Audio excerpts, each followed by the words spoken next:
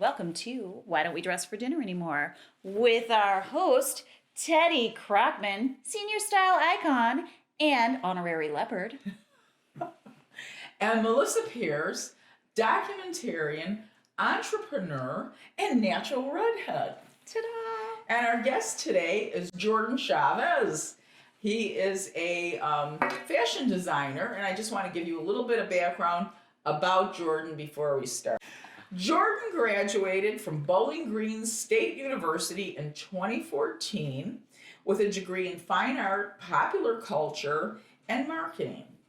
After college, he and his husband moved back to his small hometown in Ohio, where he continued with projects and selling vintage on Etsy while producing photo shoots under the brand InBetweenBranches.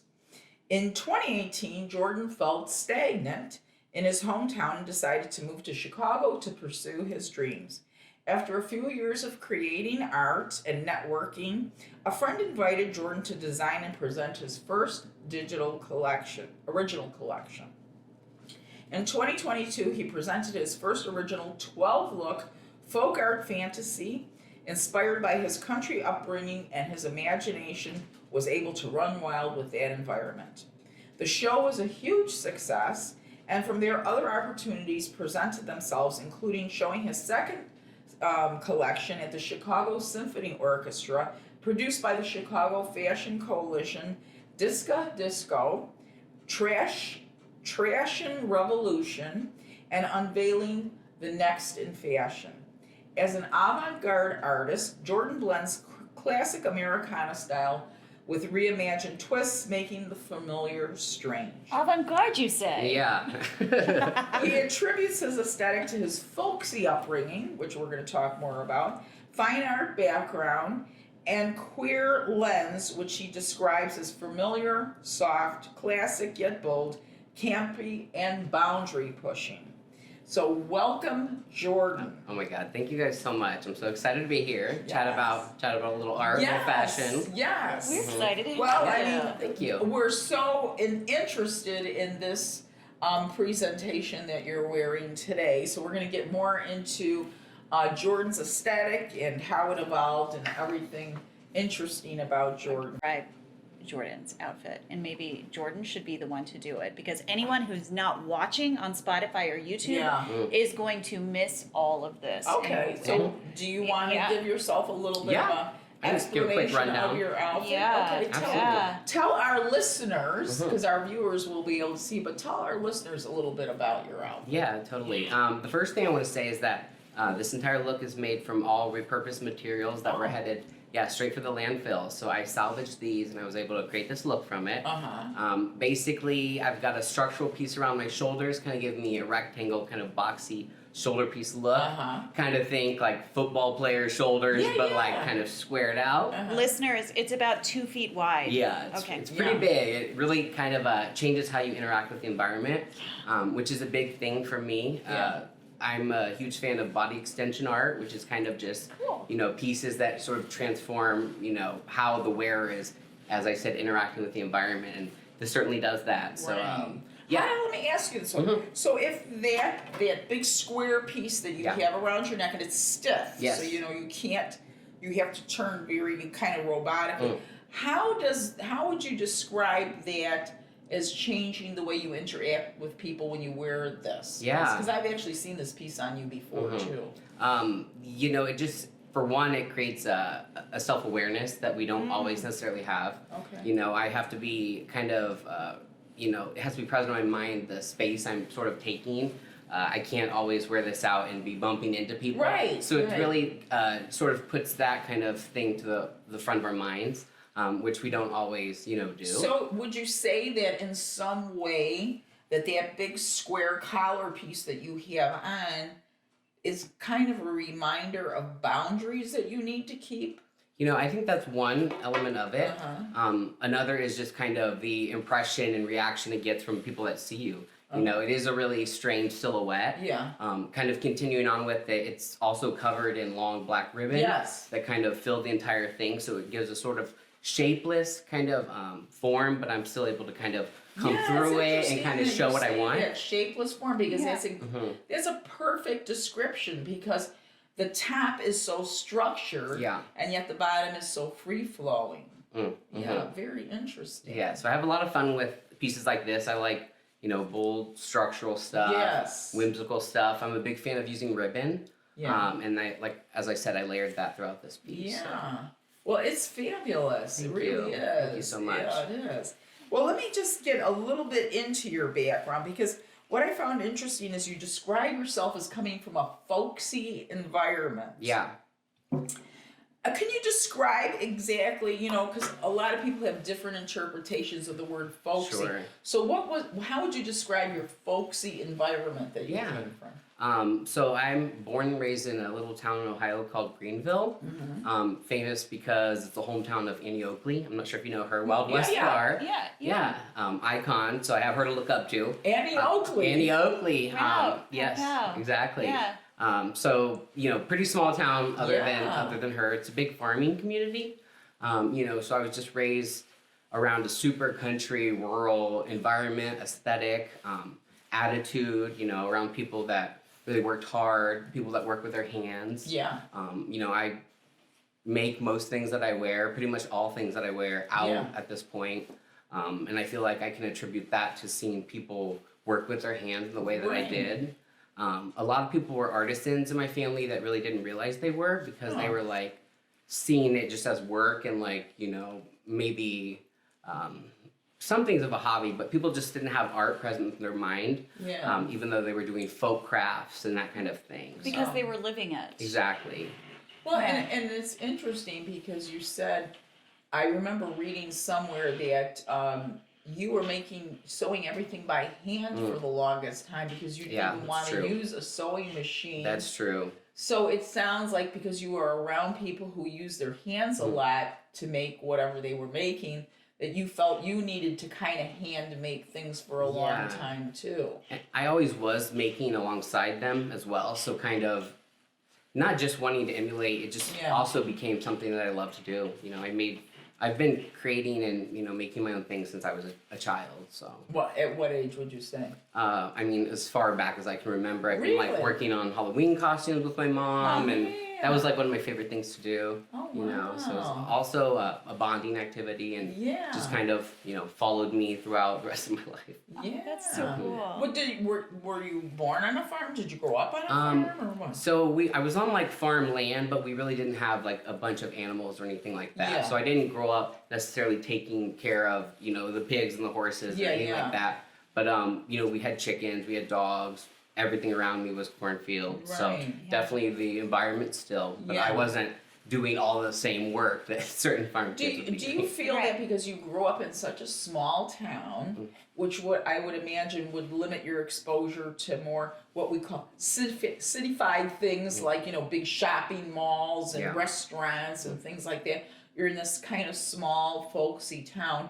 Do you think that might have contributed to your imagination, creating maybe your own fantasy world to kind of take you out of that space?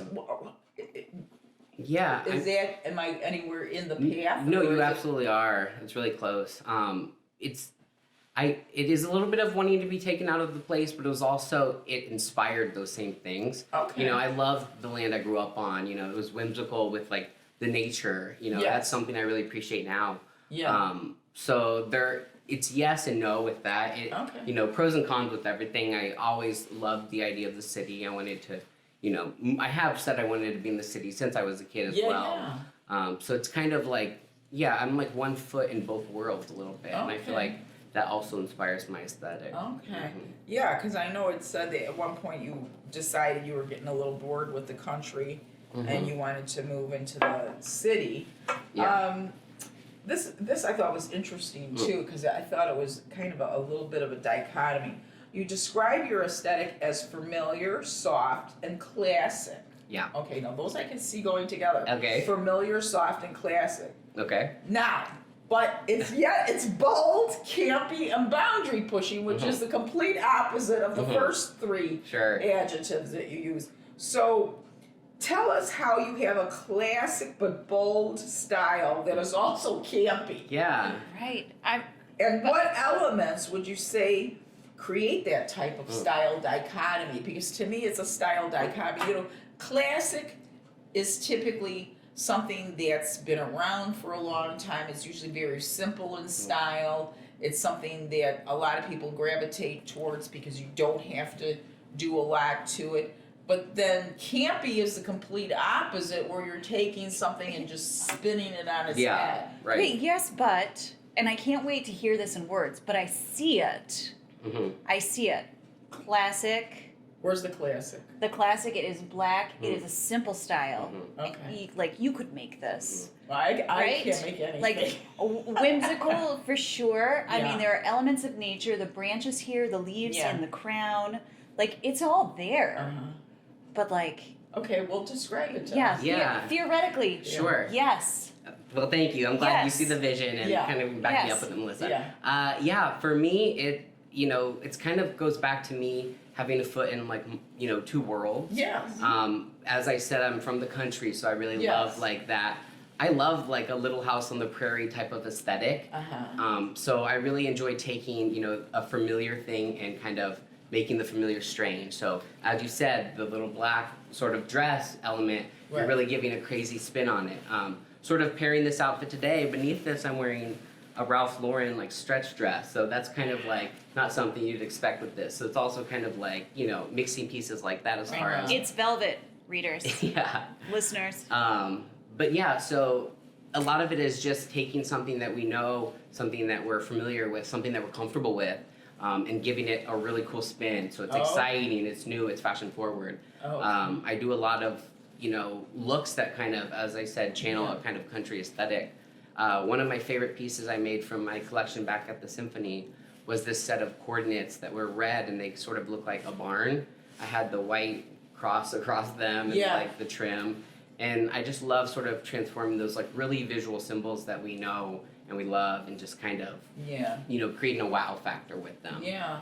So basically it is, you're taking like some piece of something that's considered classic. In this case, it would be black, like a little black dress, and just spinning it completely around on its head. And for me, even the materials in this one, like ribbon is something, we all know, we all have access to, something that's familiar to us as well. But using it in like a high fashion way that people don't anticipate. The way that you use it, yes. Hanging in long strips. It's very interesting piece. Extremely interesting. You're like a walking piece of art. Thank That's you. what I think. That's my favorite compliment, so I appreciate that. Oh, wait, what is it? Totally off topic. There's a competition in New Zealand called World of Wearable Art that I am obsessed with. And when Jordan walked in with that, I was like, oh, Jordan and I need to go to New Zealand. Oh, yeah, right. We need going off to New Zealand tomorrow. We need to go to World of Wearable Art. We need to go to the next one with we'll something do the correspondence. that Jordan, there we go. that Jordan has created. No, you're gonna have Yes, to, I absolutely love that page too. I know you're talking about. Oh, is it like a contest or something? It's a whole like almost a 10-day long like competition and fashion showcase of just like incredible creations. Yes. And Jordan gave me that joy walking through the door, wearing what he's wearing. The wearable art. Yes. Yeah. So I noticed that you have a lot of pieces, as I'm looking at you, that have headpieces that look like crowns. And that your style, now the style that I often see you in when I see you at like fashion mixers and things like that. Everywhere we are. Yeah. A lot of times I'm seeing you like wearing something like really kind of soft, silky kind of body, flows over your body, very soft, kind of evocative of like the 30s period to me. But you always seem to have these headpieces on. Can you tell us a bit more about the story thread that runs through your designs? Because I can see like a thread of something familiar in every piece that you wear. It almost kind of weaves through. Is there some kind of like a little story behind your designs that you're trying to tell? Yeah, I mean, there certainly are, several stories I try to weave through a lot of my work. The crown thing, I really haven't noticed that. Now Really? So I'm the one that noticed this. See, Good job. See, Yeah. it looks Yeah. like even right now what you're wearing Sure. looks kind of like a little crown. Sure. I do a lot of headwear in general, so Yeah. you know, I see definitely the crown Yeah. connection. I guess that's subconscious with Yeah. the crown thing. No, but I've even seen you with like a piece that had like the little spikes. Oh yeah, like the point. Statue And of I've worn Liberty straight going crowns. on. No, you're absolutely right. Yeah, You're right on the right. money. I just Yeah. didn't notice it myself. Right, it's that little connection chakra to the universe. I suppose Always so. putting that connection in. But you know, growing up, and I'm a queer man. Growing up in Yeah. the closet, I was definitely kind of trying to play small. You know, so I'm sure some of the listeners can relate. But when you are in the closet growing up, you don't really want much attention on you. You're just trying to play so low key so that you know no one's asking any questions really. Right. And I feel like because of that, kind of holding myself in so much, I've kind of gone the other way. That even goes back to, you know, the headwear element. I used to be too like insecure and shy to even wear hats because I thought hats would like call attention Draw to me. too much attention. Yeah, just even a ball Wow. cap, which was really insane. And now I've gone the complete opposite way, wearing Right. crazy crowns apparently. Yeah. So yeah, I think that's all part of it. Just getting the opportunity to like explode the other direction, and kind of be I want to go so far that so other people can see the opportunity that they can go. You know, maybe not as far as I go, but I'm creating a wider window and spectrum for people to kind of express I mean, themselves. quite literally in what Yeah. you're wearing, right? What you're wearing is taking up a lot more space than you would normally take up. And you're just like, hey, I'm right here and I'm making way. Yeah. Like you're clearing a path with this 2-foot long shoulders. Yeah, it is. It's And like, literally- and the crown, it's creating He space. always seems like he has crowns on to me. Yeah. Well, Oh. you're like I said, I see it now that you called that out. Yeah. Absolutely. But yeah, so I feel like that's an element of like the flashy headwear and Yeah. kind of wanting to have body extension type pieces now. I love it. But I also use like a lot of ribbon. I love accessible materials. I love folk materials. I love, you know, just repurposing anything to kind of show transformation and show high fashion, avant-garde, you know, elegance and, you know, Yeah. excellence through materials people can find themselves, honestly. Do you just for other queer folk that might be listening to this particular broadcast? I hope I'm not getting too personal. You certainly don't have to answer the question, but because you said you came from such a small kind of folksy place and you stayed kind of little, so nobody would ask any questions. Now that you're kind of full blown, you know, out and proud and all that kind of thing. When you go home, do you have to make yourself small again, or do you go home like this? Yeah, that's a great question. I mean, for me, I don't try to make myself small per se. I try to exist as my, you know, real self throughout, you know, all elements I carry myself in, or environments rather. But, you know, there's a time and a place for everything. You know, I don't wear this every day. You know, people are surprised that I dress in jeans, you know, all the time as well. Well, we're so used to seeing you like this, Yeah. Jordan. Right. I would be shocked Yeah. if you came Right, in right. jeans. Anything that's like fashion oriented in the city or where I'm going to be representing my art, I really try to like elevate the look. But would you go home looking like I that? would wear this at home for sure. This really You isn't would? that much. Yeah, I'd wear a dress at home, but I really just don't know what I would even wear it to per se. Yeah. So Um, it's an occasion piece. yeah, And it's absolutely. not an occasion of going home to a small town. Right, exactly. But now you are showing up there as yourself. Yeah, absolutely. Just in the environmental dress of your people. Totally, that's exactly it. My family is very supportive of me. That's They love good. my Yeah. husband. Oh, that's wonderful. So yeah, we How love. long have you been together? So it'll be 15 years that we've been together in excellent. January. Pretty crazy. Congratulations. Excellent. Thank you. Very Yeah, good. it's a long Very time. good. Yeah. What else do I want to ask you? Oh, I also wanted to ask you, do you think that you challenge male-female stereotypes with your designs? And if so, how? Yeah, I mean, I would definitely say that I do. I wear a lot of dresses. Part of that is, you know, I did grow up interested in dresses and being told that dresses were just for girls. Right. So that's kind of an element that, again, has come to fruition. Right. But other than that, I mean, my pronouns are he, him. Yeah. People are kind of surprised to know that I'm not non-binary even because of my dress, which I like and I enjoy being a man in a dress. Yes. Because as I said, I want to be like a further goalpost for, you know, other people to have more room for expression.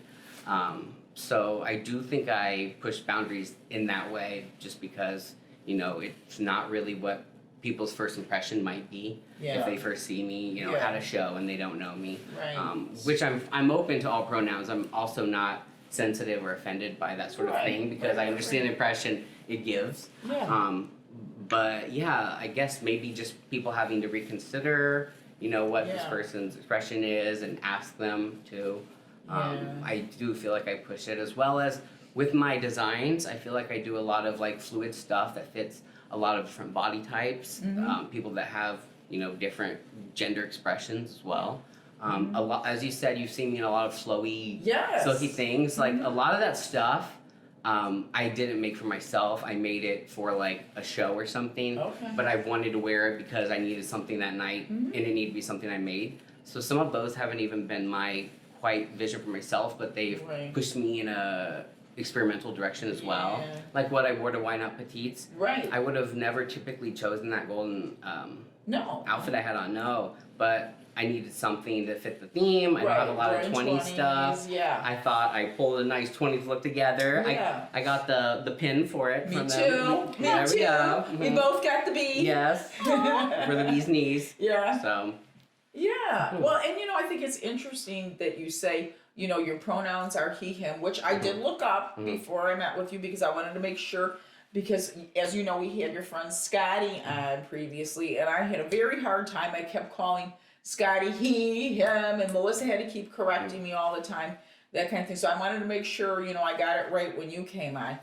I think it's interesting that society at large, and I'm describing myself as society at large at this particular point, because we're so aware of non-binary, transgender, that the minute you see a male wearing a dress, you assume they're transgender or non-binary, and that's not true. And I recently went to a fashion preview on Friday of another designer, and he was showing men wearing long, ripped, like jean skirts and things like that. He himself was wearing a skirt that evening.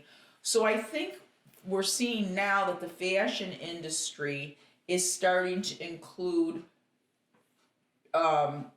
men who identify themselves as males wearing dresses. That dresses aren't necessarily a female expression anymore. Just like women wore pants, you know, women didn't wear pants for many, many years, or they only wore it if they were going maybe out into the garden and wearing a pair of dungarees or something like that. But women typically weren't going out in public wearing pants, just as women kind of commandeered pants or trousers for men. I think men now are starting to see that they can commandeer dresses and not necessarily change their sexual, you know, what's the word I'm looking for? Title or whatever. You know? Or their station in the world. Which is probably scarier than their sexual orientation, to tell you the truth. My station in the world doesn't change if I wear a dress. Right. Yeah. But yeah, so I think you're helping to send that message that dresses are not just for women. It's not necessarily, you know, a transgender or non-binary statement, although it certainly can be, but I think it's making it more acceptable that we all interchange our fashions. It's not just, you know, for one particular segment of the population, like when you were growing up and told dresses are just for girls, you know. So I think that's wonderful that you're doing. Yeah, I think you're totally right with just seeing that trend in fashion. And I'm seeing a lot of male skirts and things like that. You know, I mean, we can go all the way back again to the 70s. Further back. Yeah, I always think things are invented in the 90s, and then this one is like, oh no, that was the 70s. We go back to the 70s, late 70s, when David Bowie was wearing dresses and skirts and things like that. So he was already, and my husband reminded me, no, Teddy, it was Alice Cooper even before David Bowie. And what do you know my dad played guitar with Alice Cooper. Really? I just thought I'd give you that little fun fact. Bragging for that. Little fun fact. How did your dad play guitar with Alice Cooper? About Prescott, Arizona. They grew up in the same town. So did they know each other? So no, Alice Cooper's older than my father. But Alice Cooper heard my dad and his friends practicing Yeah. and came over, and they had a little jam session. session? Well, how about that? How many Claim to people can fame. say that they Yeah. had a jam Claim session to with fame Alice for Cooper? my dad. Yeah. Yeah. Sorry. Absolute segue, but Very- cool story, yeah, bro. Very, very cool though. We do Yeah. that all the time. We go off topic. What can I fun. tell you? So Alice Cooper wore dresses. Alice Cooper was, according to my husband, who is Mr. Wikipedia, True. he said even before David Bowie, who I'm thinking David Bowie was the first rock star that I ever saw wear a skirt on stage. But he said, no, it was actually Alice Cooper would wear dresses and things like that. So we think that, you know, it's kind of happening now, and I think it's being pushed more to the forefront now, but it actually started way back in the 70s, slowly but surely. Absolutely. Yeah. I mean, you know, every era there's been people that are pushing boundaries. Yes. Sometimes they've gotten more highlight or attention. Sometimes they haven't. Wait, Right. what's your favorite era of fashion? For me, it would definitely be the 80s. I grew up with parents that listened to like 80s music, so I just kind of love that culture. Yeah. And I just missed it by being born in 91. So it was kind of like a longing for something I didn't even live through. Yeah. But I love, as I said, like ruffles and bows. And I feel like there was an element of like that kind of cottagey, Little House on the Prairie aesthetic in the 80s with like some of the blouses. Yeah. And that type of stuff. Now I'm surprised you don't smell like Love's Baby Soft. Remember that was all the rage. Yeah. Bows and like, Mm.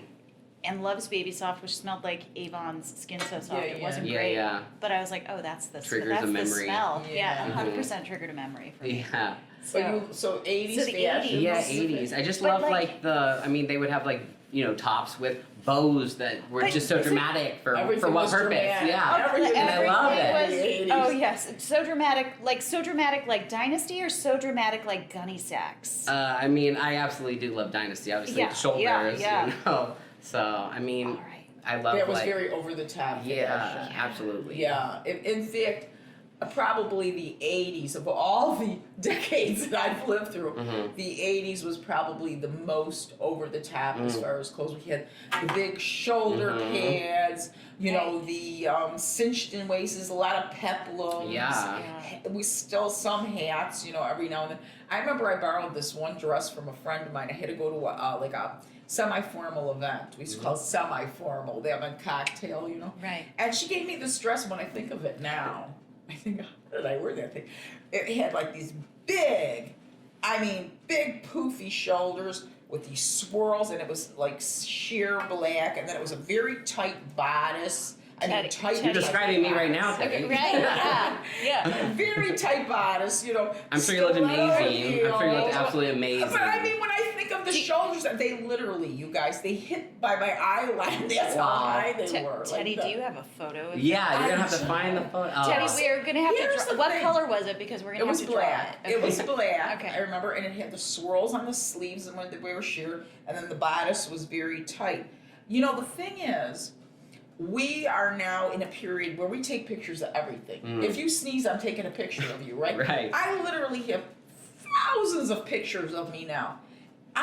Somebody asked me, I don't know, a younger friend of mine asked me, Teddy, I want to see pictures of you when you were younger. Do you know that I could only dig up about 2 or 3 pictures of me in my 20s? Only about I couldn't even find a picture of me in my 30s, because, you know, don't forget, we're talking hard photos. Yes. This is Yeah. not digital. Right. Yeah. And I think I found a couple of pictures of me at the end of my 40s, my early 50s. But that's how sparse the pictures were. Now we take pictures of everything. Like I said, Right. if you sneeze, you're taking a picture. Right. Back when you had an actual physical camera, most of the time, most of us weren't walking around with cameras everywhere we went, you know? Like, I went to this party where I wore my friend's dress. If there were a few people snapping some pictures of the main people that the event was about, that's about it. But nobody was taking, you know, pictures of you and stuff like that. So you have these memories in your mind only. We don't have them to look Pictures at. in your Right. mind. Teddy, what?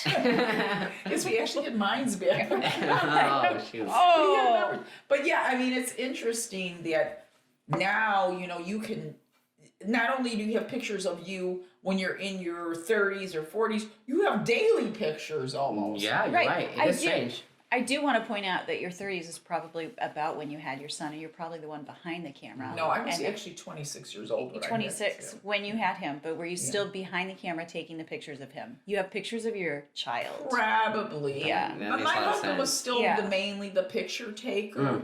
But it's just a few pictures, not that many. You know, because I remember so many, like you said, dramatic 80s looking clothes that I had worn. But I don't have like a picture that I can find of almost any of those because there was never any cameras around. Oh, now we don't know. We don't know what Teddy actually wore. Teddy could just have a very vivid imagination. Well, I always look better in my mind than I did up there. So it's probably better that we didn't take the pictures. But I'm just saying that, you know, it was a different world. You know, you all, I think, forget that we had to carry around these big physical cameras to take pictures. It was a job to take pictures of people. You know, I remember as far back as where there were flash bulbs, where the bulb would burn and then they have to take out the flash bulb. I mean, so, you know, you weren't exactly taking 100 pictures a night. Just do that, but show the camera exactly what you were doing with your eye. Just say the flash bulb. Because So you good. want and you don't want to know why my eye automatically because it would literally burn your eyeballs out. I remember my uncle, Teddy, let me take a picture of you, and he'd have the big flash bulb thing, boom, and you'd have like rings around your eyes for like 5 minutes after they take the picture. That's how strong the lights were. So I mean, it was such a different period. Now that we're in. And actually, it wasn't even in the early 2000s. You figure it was starting around probably, I'm thinking 2008, 2010 is when we really started with the cameras. 2012 was the first iPhone-ish. Really? Yeah. So think about it. Before, I mean, we feel like it was forever because we're constantly taking pictures. But before then, people have pictures, but they're usually special family events. You're taking pictures of your grandma, some of your relatives. And this was only a semi-formal with this dress. Obviously, formal you would have had a it was. I think it was some kind of a like a business event that was like semi-formal. And you know, I was like just a regular worker at that particular point. I wasn't in any. They didn't know Teddy was going to be famous on the internet. So, I mean, pictures were taken of you, you know, that's just, so it's hard to find pictures of yourself, you know. Speaking of famous on the internet and imagination. What? Jordan, tell us about your 2025 collection. Yes. Yeah. When's it coming? Well, it's coming out in 2025. Yes, that's the plan. I don't have a date set yet, so everyone stay tuned. But it's absolutely happening. I'm really excited. I have a really solid, you know, sort of vision and kind of, what am I trying to say? Just something I'm really trying to showcase from like my heart, you know, something I'm really trying to pour my soul into. I'm really excited about it. It'll be my third all new collection. The other ones I've shown, have been this year besides my second one back in January. The other ones I've shown have been kind of like a recuration of things. But this will be my third all new one. And it's a continuation of my first two, so definitely playing on, you know, my rural upbringing, my roots with that, my folk art, my folk art tendencies. Still in that between branches. Yes, exactly. World. Okay. I love that name, by the way. Yeah, thank you. It's pretty great. Oh, thank you. Because it's like you're defining kind of the aesthetic, but what you're saying is you're not copying it. You're somewhere in the middle. Exactly. That's what you're it means as well. In the middle. Now let me ask you this: is your new collection? Is it going to be your very own fashion show, or are you going to be part of a fashion show like you were with Chicago Coalition Fashion Coalition? I'm thinking I want to partner with, you know, another strong designer who's kind of in the same, you know, sort of space with me, and just kind of do a really strong, cool night with two really strong collections. Maybe a third as well. My first collection was myself and two other close friends, which was like an absolutely amazing experience. So maybe kind of, you know, channeling that again. But I definitely want a huge moment. You know, I want full extravaganza on the runway. I love drama and exciting elements. So there'll definitely be a lot of that. But you know, like I said, it's a continuation of my first two collections. But then it goes on to kind of tell my continued story of moving to Chicago and kind of including more elements of that aesthetic Wait, can we merged into it. Are you saying we can follow a narrative in your work about your own life? Absolutely. If I look at your past 2 shows and then I look at this next one, I'm going to be like, oh, I read that story. I know what's happening. Yeah, I would think so. That's I would definitely wild. think so. Okay, you have to tell me how you get dressed. Because most people, they get dressed for what's happening in the day. And I've heard you say that when you go home, you don't wear something. But, I'm going to get dressed and I'm like, well, I'm going to work. I have to wear this particular thing. I need to dress to fit in a different way. But this is definitely not a fitting in piece. So when you are getting dressed, you're dressing up. How am I going to feel? I'm dressing to feel a certain way, but this is outrageous. Yeah. So tell me, you wake up in the morning and you're getting dressed and you're like, I want to feel like a fairy sprite wearing a, I don't know, Midnight Rider. That's what I got here. So tell me. With my art, so much of it is kind of like the process and sort of getting into it and kind of letting that direct things. So it's not so much that I'll have the vision of I want to feel like the sprite fairy, as you said. It's more I like this element. I know I want to do something bold. So I'll put that on and then kind of build on it. Yeah. Just like when I'm creating other pieces of art. Okay, yeah, back up. Because I asked you about getting dressed, and you immediately said with my art, and that's how you think about it. Absolutely. So fashion for you is art. Getting dressed is an art. Yeah. And it's not just the art of getting dressed, which people say, and it's very cliche.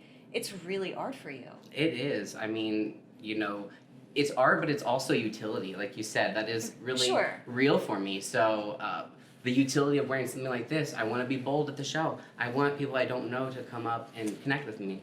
I want to make just a statement when I'm out in those environments. So, it's really 50-50, honestly. It's what am I trying to give? What do I want to get back as well? You know what I mean? So I see. Now, I see similarities in your philosophy compared to Scotty Esklund, who we had interviewed. Right, and Ray Jeremiah as well. And Ray really is outrageous in his styling. Yes. Yeah. And I asked Scotty this question. I'm going to ask you as well, too, because Scotty, I always see his fashion and his photography is very art-driven. And he actually said he thinks of himself more as a performance artist even than a fashion designer. Right, absolutely. But then I said to him, well, at some point, are you going to become more commercial? And then he talked about he's designing a line of, I think it's lingerie for transgender swimwear. people. Swimwear. They were doing a line of swimwear. Right. Swimwear. Yes. So that's his first kind of commercial attempt. Now your clothing as well too tends to be more performance art. I see it as, like you said. Are you looking at some point, Jordan, to transition into more of a commercial line, or are you going to stay in the kind of performance artist space? Yeah. First off, yes, Scotty's amazing. I love Scotty's work. Yeah. I was honored to have them close not only my first collection, but also my second. So it was just a crazy full circle moment there. They're an absolutely amazing model and artist. And the best models, I will say, are artists as well, because they really know how to bring it out and evoke sell. Emotion. Exactly. Yeah. So Scotty's great. Also, Ray Jeremiah, also an amazing stylist. I've worked with him. Big fan of his work as well. Great, and I just was giving props, and I sort of lost myself. Yeah, well, and I asked you, are you planning on ever transitioning into the commercial space, or are you always going to stay in the kind of performance art? I mean, I'm an artist first and foremost. I've always been creating art, but I haven't always been creating necessarily fashion and clothes. Right. That's a newer endeavor for me. It's still kind of I'm exploring. I don't totally know where it's going to go, but I know that I'm still getting ideas that really excite me, that are wearable, and I'm continuing on that path. I still imagine myself more so working in the one-off kind of environment, creating custom pieces for people, selling the custom pieces I make already, that sort of environment. Obviously in the future, I would love, more opportunities for larger partnerships to design, more commercial sort of things. But right now I'm just existing in the kind of the environment that like my hands are really creating these things still. Yeah. You know, that's kind of where I feel my magic and my art part of it lies. Yeah. So I'm still just, you know, working in that environment. If you go to my website, you'll see I have a lot of my art and wearable pieces and that sort of thing on there now. So I am selling my things currently. Oh, you did? I must have missed that then because I'm so busy looking at your profile picture. Right. Maybe I didn't click But on it's the all link. but it's all custom. You're Yeah. not going ready to wear it because Right. it's not about the fashion, it's about the art. Exactly. And who knows if like there would be an evolution where, you know, that Sure. would make more sense and Yeah. that is kind of a natural relationship that might happen. But at this point, So do you do this full time, Jordan? I don't do this full time. No, I have a commercial. I work for actually Crate and Barrel. Really? Mm-hmm. So the final question I would like to ask you, and we there's two questions that we always ask all guests. What's your favorite era in fashion? Because we like to hear We heard kind that of one. where Yeah. is your aesthetic coming from? What is Yeah. your inspiration? But the other thing, and that's really like Melissa described when I said, why don't we dress for dinner anymore? Because I'm a huge fan of the 30s. Remember, if you watch any of the old 30s movies and, you know, they show the very wealthy people and they're getting, what am I going to wear for dinner? And they're just sitting down to eat dinner and they're wearing ball gowns. You know, I love that whole fantasy. So the question is, I just lost my Right. Why don't we dress for dinner? Why don't we dress for dinner anymore? The name of the show. I just lost my train of thought. Sorry, I had a brain fart. So we always ask, what's your favorite era? And the other question we ask is, because I asked the question, why don't we dress for dinner anymore? We like to end with the question, why do you think that our society has become such a casually dressed society? And we're not just talking about, you know, when you're just going to a pizzeria or you're going food shopping or whatever, but just everywhere. Even weddings now, people are coming. I had somebody tell me the other day, I even saw somebody wearing blue jeans to a wedding, you know. So why do you think that is, that we went from kind of a formal society, you know, where there were certain ways that you had to dress when you went to work. There was a certain way that you had to dress if you were going to a Christmas party. I remember when I was little, when we went to somebody's home at Christmas, everybody, including the person who was giving the party, was dressed up. You know, now it's like pretty much everybody wears the same thing no matter where they're going. Why do you think that is? What's your take on the casualization of our society? And do you think it's going to change at some point? Well, I definitely think it'll change because everything, you know, everything changes in our lives, and that doesn't exclude fashion, the cycles that we go through. Hopefully, yeah. True. But, you know, I think part of it is, as you said, we're speaking about in the past when a lot of times there were also other expectations. It wasn't just like, you know, dress up. There were other things that we were glad to have left behind. Yes. So I feel like because of those freedoms, some people maybe have been left without knowing how to express themselves with it, with the things that they do choose to put on because of, you know, the insecurity of what other people might think. So with some of those rules removed, it kind of opens up freedom to be like, you know, we can dress nice but showcase our styles, but people are still concerned sometimes to show those true styles they have because of what other people might think. That's interesting. You know who kind of was on that path as well too was Rachel. You know, about especially in the Midwest, do you feel that we're a rather judgmental? Yeah, we were group of talking about this. people? We are more judgmental, so we are more suppressed. So people are, more So suppressed. it's a little bit of a safety issue I'm because sure- it's a reputation issue. Yeah. I'm sure we've all three of us here are guilty of like changing something that we wanted to wear just because of where we were going because we were worried about what people would think. No, I know. Never. Well, Right, that's not Teddy. no, we'll go for you, Teddy. I don't worry about That's I'm amazing. always the overdressed Oh, I person love in the it. room. That's I'm right. always overdressed. That's great because But- you, like me, are that person that show people that they can, you know, have fun with their looks, go Yes. further, Yeah. Right, and still find a comfortable place for them. Right, and I'm always the person taking off whatever crown I have put on at home. Yeah, which you should. I leave it. Well, they're really big and they'll poke people in the eyes. Yeah, relatable. I'll bring. You Yeah, should always wear a crown. I'm gonna wear a crown our Your next show. Cute little pretty princess. I'll just wear one our next show. There you go. But I think you brought up a really good point. I think this is where I'm taking your train of thought, and let me know if I'm going in the right direction. So what you're saying is there were a lot of rules, and a lot of those rules we broke free from, and we're glad. You know, like we're more accepting now, and people aren't making such a big deal out of the gay community. You know, Black people have come at least a little bit further in their civil rights. There's still a lot more to go, let's face that. Women have come farther as far as our ability to participate in professions. As I was telling Melissa earlier today on another podcast that we did, women are now overriding men as far as college educations. So women have more accessibility to money. Women don't have to depend on marriage to have a living, because at one time, one of the main reasons women got married was to be supported, you know, and be able to live. Now women mostly can support themselves. So, but with all those falling off of stereotypes, what you're saying, Jordan, is it left few guidelines for everything. And a lot of people need some kind of a guideline. Like, what's the dress code for this particular event? What's the dress style? Good and Lord, people don't even we're ask. all in between branches.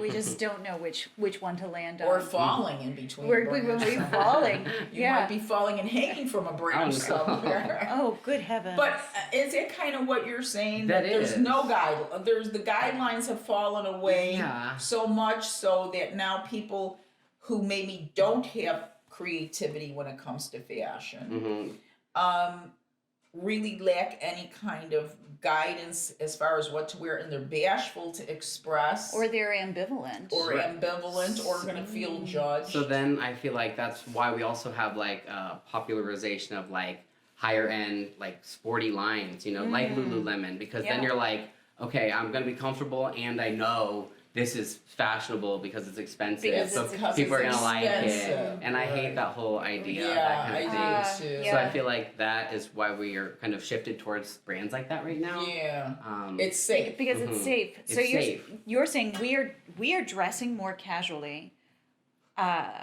because we're afraid to express ourselves in a lot of ways. So it's about psychological safety. I think so. I mean, a lot of it, at least. You know, like anything, there's multiple factors that influence, you know, our culture.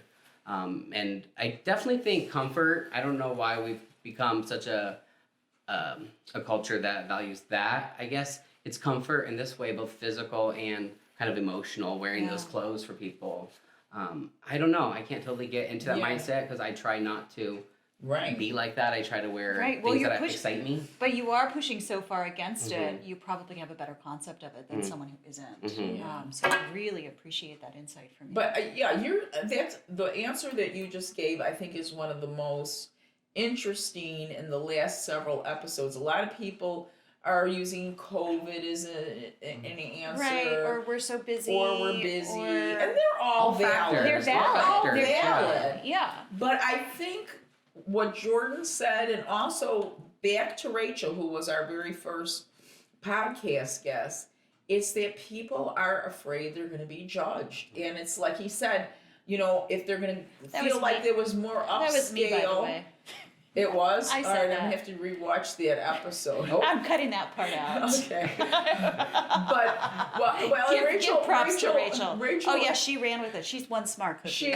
She also called it the schleppalization. She said the schleppification. Oh, we should have her on for that second show for schleppification. Because what she basically said is people are making just a lot of excuses just to not have to put in any effort at all. Right. And one of the points that she made that I think is really important is what could be more important than your life? And this is your life. Every day is your life. Make it special.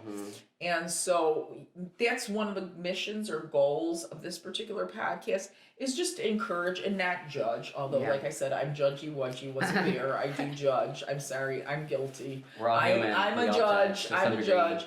But what we're trying to do is to encourage people.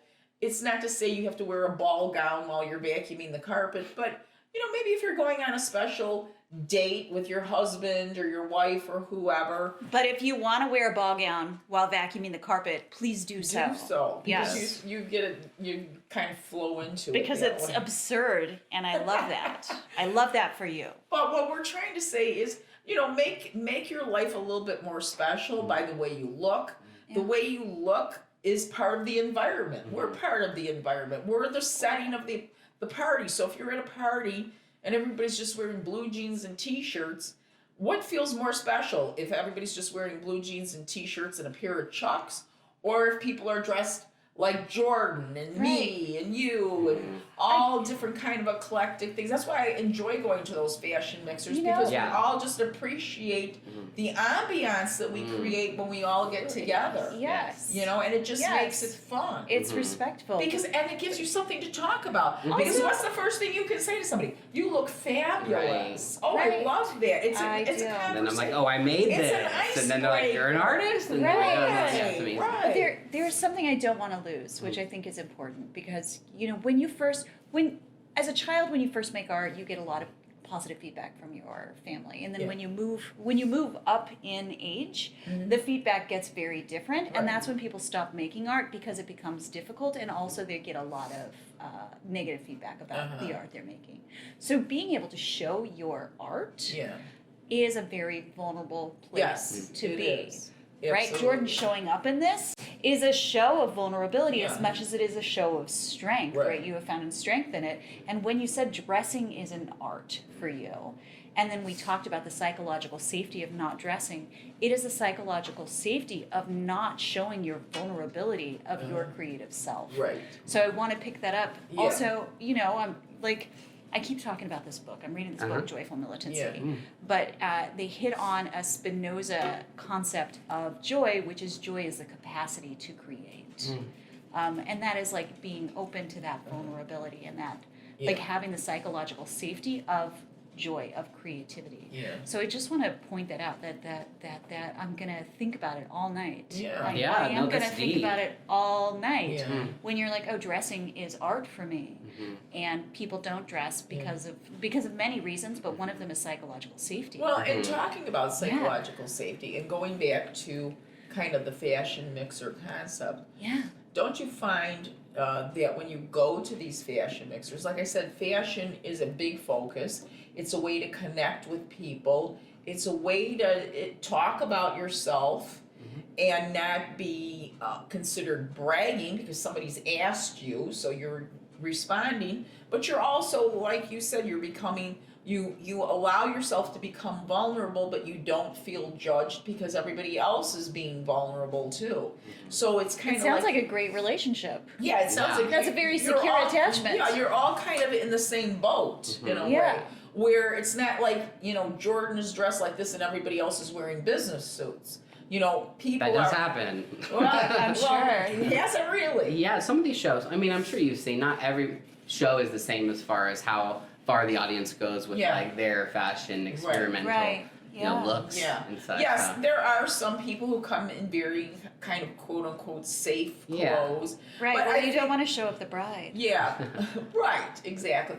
But I tend to, and I don't know if you do, Jordan, but whatever the theme of the fashion show is, that's how I try to dress. So if it's a really dressy fashion show, I'll come all, glammed up. Right. If it's kind of a, edgy chic kind of, fashion show, I'll come more dressed like a rock star kind of looking thing or something like that. So I think the theme of the fashion show kind of dictates the arena. Although you're right, I am starting to see people who are just, like you said, look like they just came from the office too to some of these shows. I mean, so not everybody's bringing it, but I would say it's a much bigger majority than if you were just going to like a business mixer where everybody's in suit ties or a pencil skirt or a white shirt or something. Yeah. True.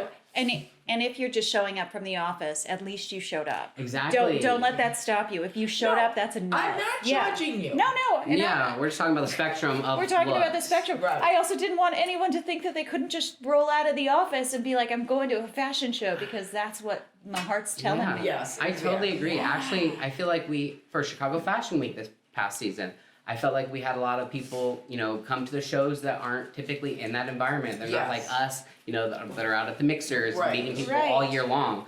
So they came out and they were introduced to it. So there is definitely space for, people that aren't in fashion as deep and want to wear their work looks, Right. Or that's what they're comfortable with. But like in the beginning of the show, you talked about creating space. Like with this actual space creating outfit, you are creating space in the fashion industry. It's creating this safe space for people to express themselves visually, which I appreciate. Or just like Jordan said, or like you just said, you might not come all dolled up or whatever. You might be wearing your little shirt and skirt from work or whatever, but at least you can come and appreciate the fashion and participate in it that way. Yeah. And So we won't be that judgy. it might spark something. It might spark something in someone who has ambivalence to the way they're And I did dressing. notice that, because do you notice that some of the people that look like they might have just come from work or whatever will come up to you and say, I love it. Okay.